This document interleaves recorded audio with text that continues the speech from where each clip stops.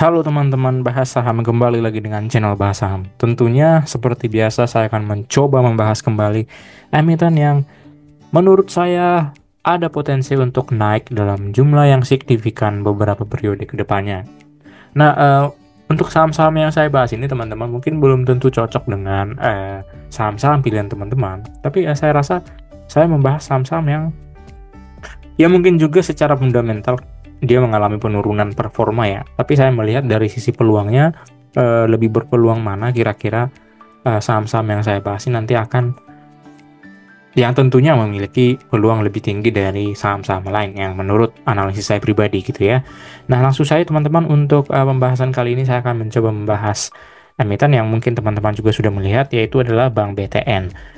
Nah, kenapa saya tertarik menganalisis emiten ini? Karena nanti saya akan coba jelaskan dari sisi teknikal maupun secara fundamental seperti biasa ya teman-teman.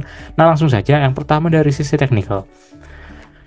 Nah, untuk emiten BBTN ini kalau saya coba tarik garis ya teman-teman, untuk teknikalnya sendiri kita coba tarik grafik mingguan ya. Nah, secara mingguan ini jelas sekali kelihatan ya dari periode tahun 2020 ya, kita katakan saja dari tahun 2020 bulan 6 ya di sini teman-teman.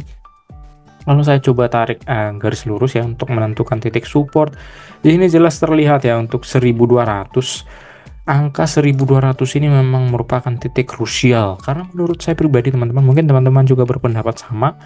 1200 ini menjadi titik support kuat dari emiten ini. Nah, coba saya tandain di sini ya teman-temannya, ada beberapa titik tertentu yang emiten BTN ini dia pernah menjadi titik support nih di beberapa periode ya teman-teman. Yang pertama di sini untuk tahun 2020 tentunya.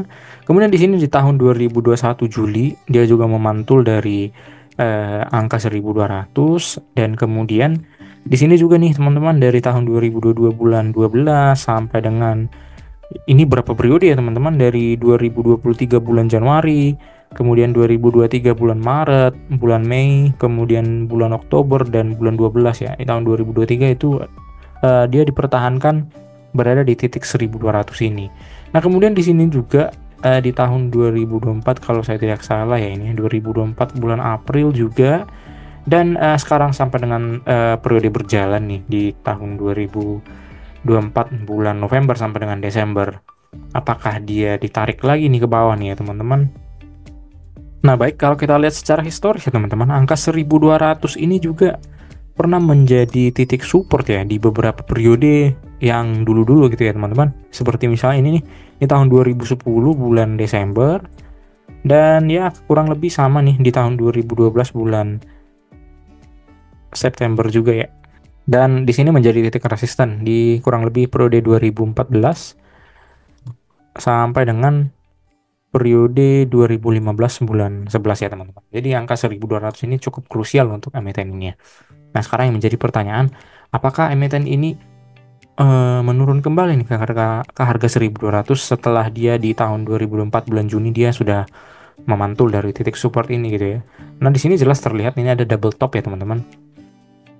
Nah, kalau saya tandain di sini, ini terjadi double top secara temporer ya. Dan memang ini terkonfirmasi dia mengalami yang namanya penurunan. Tapi apakah penurunan ini akan menuju ke angka 1200? Nah, kalau saya pribadi ya teman-teman, mungkin emiten ini masih cukup menarik nanti kalau memang dia bisa pullback kembali ke titik resistennya ya. Jadi saya coba tarik garis lurus lagi untuk melihat resistennya. Nah, kalau saya tidak salah ya teman-teman, mungkin titik resisten pertamanya itu berada di angka 1700 ya. Maksud saya 1370-an ya. Atau kita katakan saja nih di angka 1330-an gitu ya teman-teman, karena di sini juga dia pernah mengalami yang namanya pemantulan di angka 1300. Dan memang terkonfirmasi juga nih secara mingguan ini, grafik weekly tadi nih, dia begitu menyentuh angka 1332 ini dia terjadi volume jual ya di sini ya teman-teman, sehingga sini terbentuk candle yang ujungnya lebih tinggi di atas daripada yang di bawah gitu ya. Artinya di sini volume jualnya cukup tinggi. Nah, kalau saya pribadi teman-teman secara teknikal sih emiten ini menarik karena dia kembali lagi nih ke sideways-nya setelah beberapa tahun sebelumnya juga berada di titik yang sama ya, di angka 1.200-an. Nah, kalau kita coba tarik nih secara bulanan ya, di sini lebih jelas terlihat lagi teman-teman. Untuk secara monthly dia ya sebenarnya dia masih berada di titik atau rentang harga yang sama aja dari tahun 2020 ya. Nah, ini yang menjadi pertanyaan sih sebenarnya. Ya, walaupun secara fundamental nanti saya akan coba jelaskan, sebenarnya tidak terlalu buruk ya untuk emiten ini. Nah, itu yang menjadi eh, perhatian kita. Ya, tentunya potensi itu tetap ada, karena dari sisi fundamental nanti yang coba saya akan review secara singkat itu juga tidak terlalu buruk menurut saya pribadi ya teman-teman. Nah, jadi untuk harganya sih saya rasa untuk di harga range 1.200 ini seenggaknya baik saja ya teman-teman ya. Karena kalau dia masih berada di titik ini di angka 1.200 sampai dengan 1.300, saya rasa kita bisa mencicil untuk beli, sehingga nanti kalau kita lihat nih secara titik resisten, nanti di resisten mana lagi dia mungkin akan mencapai gitu ya. Kalau kita coba nih, kalau memang dia nanti dibarengi dengan volume buy yang cukup tinggi, kemungkinan besar dia akan mencapai angka 1.500 ya teman-teman. Di sini juga double topnya ini terlihat, double top di 2 periode ini dia juga memantul di angka 1.500-an gitu ya. Nah, mungkin di sini juga. Nah, kemudian kalau memang dia bisa melakukan peningkatan lagi yang lebih bagus untuk emiten ini gitu ya, kemungkinan besar dia akan menuju ke angka kalau memang dia bertahan nih di angka 1.500, dia kemudian akan melanjutkan ke angka kurang lebih nih di angka 1.700 ya, sebelum dia akan menuju ke gap up yang lebih tinggi gitu ya teman-teman. Nah, hal yang menarik lainnya dari sisi teknikal ya teman-teman, kalau kita lihat secara grafik daily ya, di sini banyak terjadi gap ya teman-teman. Nah, yang pertama saya akan coba tunjukkan. Nah, gap yang pertama itu ini teman-teman. Sebentar saya perbesar dulu. Nah, ini di angka 1.700-an ya. Di angka 1.763 ini ada gap nih teman-teman.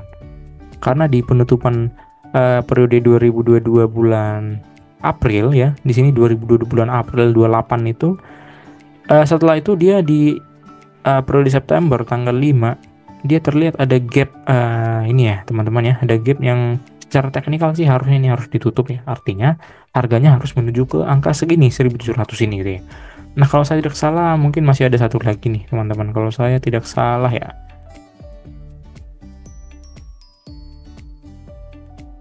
Nah, ini ada satu lagi nih teman-teman, kalau saya perhatikan ya, di periode nih 2018 bulan 4 tanggal 24 ke periode 2018 tanggal 25 bulan 4 gitu ya. Di sini juga ada gap di kurang lebih posisi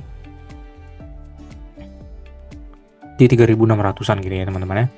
Nah, tapi untuk menuju ke sini sih ya kemungkinan besar sih akan sangat lama untuk waktu long term gitu ya teman-teman.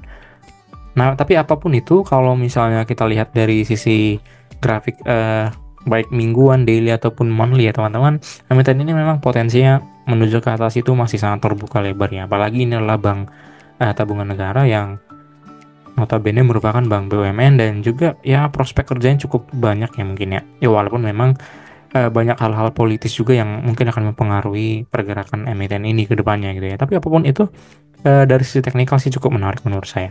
Nah, sekarang kita coba lihat ya teman-teman dari sisi valuasi ataupun fundamentalnya ya.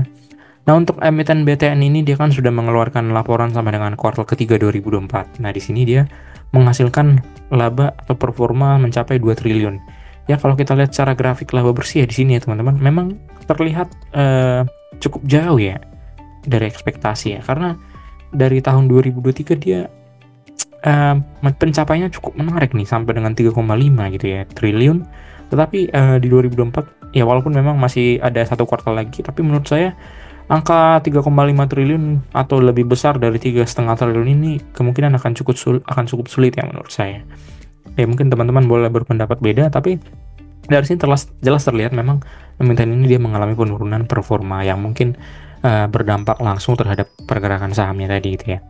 Nah, tapi dari sisi lain, dari sisi ekuitas, dia mencapai ekuitas 32 triliun ya, yang meningkat 5% nih dari periode 2023. Ya, memang dari EPS-nya kemudian kita lihat dia terlihat menurun ya, walaupun memang di tahun 2023 tadi seiring dengan peningkatan labanya dia signifikan ke angka 249. Tapi kalau kita setahunkan di 2023 di 2024 maksud saya, dia hanya mencapai angka 198 ya, mentok-mentok paling nanti sampai dengan kuartal terakhir menurut saya bertengger di angka 200 ya, tidak mencapai angka 249 atau melebihi tahun 2023. Nah kemudian dari sisi posisi kas juga ya menurun signifikan ya teman-teman. Posisi kas pada akhir tahunnya ya memang sebanding dengan penurunan labanya gitu ya. Nah dari sisi fundamental ini hal-hal yang bisa saya simpulkan. Yang pertama, untuk harga sekarang nih di angka 1285, kalau kita lihat tadi dia berada di angka 1285 ya. Angka 1285 ini dia masih mencatatkan angka buku value-nya atau nilai bukunya di angka 0,6 dan nilai pair-nya 6,5 ya. Sebenarnya untuk perbankan sih ini sudah cukup under value ya teman-teman. Kalau menurut saya sih sangat under value. Ya mungkin teman-teman boleh berpendapat beda, mengingat emiten ini juga ya dari sisi performa sih tidak terlalu not bad lah ya gitu ya. Nah kemudian dari analisa saya pribadi ini, seharusnya emiten ini layak sih dihargai di angka 2000 gitu ya teman-teman. Dan kalau kita lihat secara historis, nilai buku historis dan juga nilai per historis yang pernah diraih, seharusnya dia ini berada di angka harga wajar 1815. Ya sebenarnya masih melebihi ekspektasi dari yang kita lihat tadi di angka 1700, bahkan ada gap gitu ya teman-teman ya. Ya seharusnya sih layak sih masih menuju ke angka 1700 ini, karena ya dari sisi performa sih tidak terlalu buruk seperti itu ya teman-teman ya. Jadi kalau menurut analisis saya, ya kemungkinan emiten ini akan menuju ke angka 1800 dan juga ke angka 2000. Ya itu adalah harga yang masih wajar untuk fundamental yang terjadi sekarang sampai dengan kuartal ketiga gitu ya teman-teman. Baik, mungkin sekian pembahasan saya teman-teman mengenai emiten BBTN. Kalau saya pribadi sih saya akan mencoba untuk mengambil emiten ini kalau dia masih menuju ke angka 1200 ya. Karena angka 1200 ini terbukti dari tahun 2020 menjadi titik support kuatnya. Dan kalau memang sudah punya barang ini, mending dicicil lagi kalau memang dia harganya sudah turun ke angka 1200 ya. Tapi apapun itu, potensi emiten ini menurut saya cukup bagus sih. Kalau melihat potensi upside-nya ke atas itu, apalagi ada gap di angka 1700, ya potensinya kemungkinan besar di angka 40% ya untuk gain-nya. Baik, sekian pembahasan saya teman-teman. Boleh diklik like dan subscribe, dan boleh tinggalkan komentar apabila memiliki pendapat ataupun pandangan yang berbeda mengenai emiten ini. Terima kasih.